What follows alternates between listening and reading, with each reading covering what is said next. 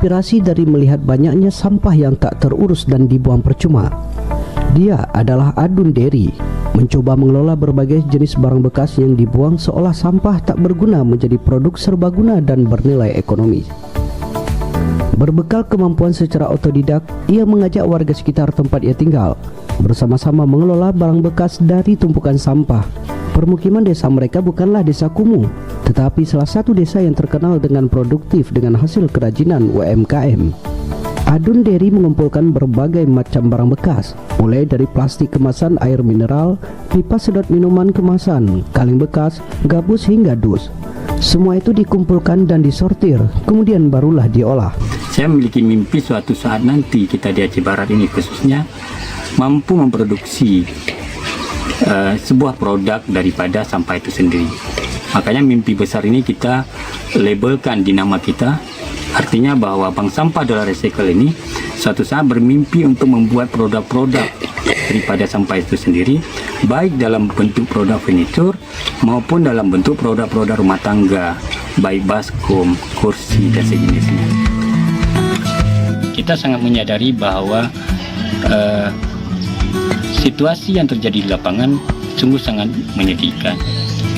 Pertama, bahwa hari ini kita melihat bagaimana sampah baik di perumahan, di lingkungan masyarakat, di dunia usaha UMKM, bahkan di TPA kita sendiri Gunung Matai, Kabupaten Aceh Barat, sampah ini tidak dikelola dengan baik. Satu-satunya harapan atau proses yang dilakukan adalah hanya mengambil sebagian kecil dari sampah yang bisa dijual.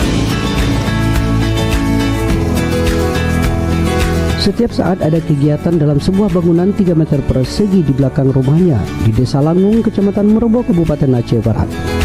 Kaum ibu-ibu bahkan anak-anak ikut aktif membuat produk-produk kerajinan tangan, seperti membuat ekobrik, vas bunga, kotak pensil, tempat sendok, celengan, bingkai foto, dan buket bunga. Hobi juga, habis itu daripada suntuk di rumah gini ya, terus gabung sama Dola Sampah, Dola Recycle ya.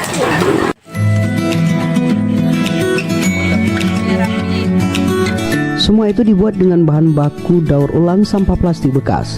Meskipun belum berproduksi begitu besar, namun usahanya itu menjadi tempat edukasi bagi warga dan anak-anak belajar kreatif dalam kerajinan tangan. Berkat kepiawaiannya mengelola sampah menjadi barang-barang berharga, ia mendirikan komunitas pengurus Bank Sampah Dolar Recycle melalui program binaan PT Pegadaian Persero di bawah supervisi PT Pegadaian Syariah Melabuh. Komunitasnya sudah berbadan hukum, memiliki pengurus dan mendapat pembinaan hingga bantuan. Toh nanti dividennya, keuntungannya Pegadaian itu diserahkan ke pemerintah untuk membantu APBN. APBN itu untuk apa? Ya untuk masyarakat yang benerin jalan. Deputi Bisnis PT Pegadaian Syariah Area Banda Aceh Dr. Joko Prasetyo menyampaikan banyak program bantuan yang digerakkan oleh PT Pegadaian. Program ini diberi nama Memilah Sampah Menjadi Emas. Filosofi dari memilah sampah menjadi emas adalah bahwa ada sistem mata rantai pengelolaan bank sampah hingga menjadi emas. Masyarakat mengelola sampah dibersihkan, direduk ulang ataupun didaur ulang sehingga menjadi uang dan bisa menjadi tabungan membeli emas di Pegadaian. Adun Dery mulai merangkul anak-anak muda, terutama mereka yang masih kuliah. Mahasiswa bisa sambil belajar mempraktekkan ilmu teori dalam industri rumah tangga skala kecil. Mahasiswa ini adalah warga sekitar yang mendapat bantuan dan binaan dari PT Pegadaian. Alvis Risnandi, mahasiswa Universitas Teguh Umar.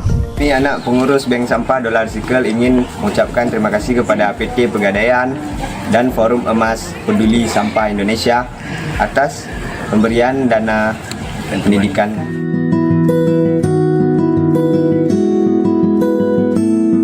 Sampah plastik hingga kini masih menjadi masalah lingkungan yang serius di Indonesia.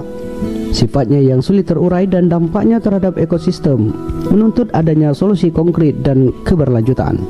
Bank Sampah Dolar Recycle di Kecamatan Merobo, Aceh Barat ini mencoba mengambil peran itu, berikhtiar mengelola dan mendaur ulang sampah plastik dengan konsep reduk, reuse dan recycle atau disingkat dengan 3R.